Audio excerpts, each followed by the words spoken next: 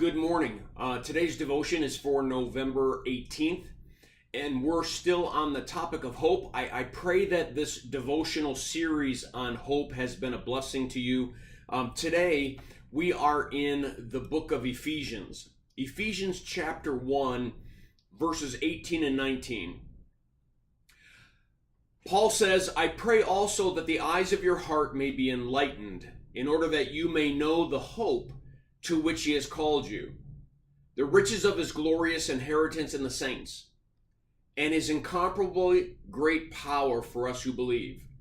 That power is like the working of his mighty strength. And the title for today's devotion is, Our Deepest Hope is Tried and True. Well, there's three things that I have in the written devotion that I think are important for us to understand. First of all, that it takes the enlightening of the Holy Spirit to truly get us to understand the depth of the hope that we have. And I guess that makes sense, because if we're being given something from God, if we are being given a hope and a certain hope about God's character, about who he is, and about what he's going to do in our lives, then we would expect that there are many layers and many depths to that hope.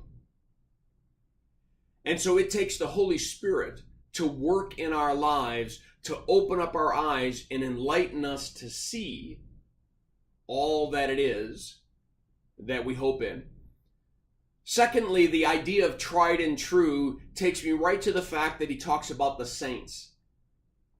That we have to realize that we do not have a one-of-a-kind hope, but we have a collectively shared hope. We have the same hope that each other has, as well as all Christians from the beginning of time, and not even going all the way back to Adam and Eve and all those who believed in God's grace and in God's promise of redemption.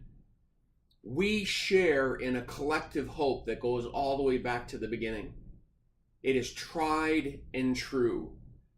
We might feel at times that we're alone facing the things that we are in life, but we are never alone. Many have gone before us and many will go after us, and each and every one of them is going to hope in the same God that you and I hope in.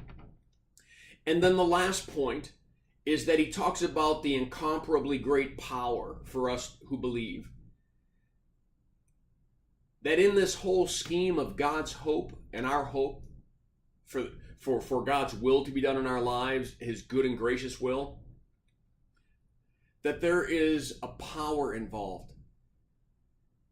That we don't have to well up the hope. We don't have to try to pull it out of ourselves, but God places it in us by the power of the Holy Spirit, and he gives us his power to believe. He increases our faith. He increases our sight. He increases all of our awarenesses so that we can have a strong and certain hope. Well, I pray that this devotion has been a blessing to you. I encourage you to read the devotion that's attached and have a firmly rooted day.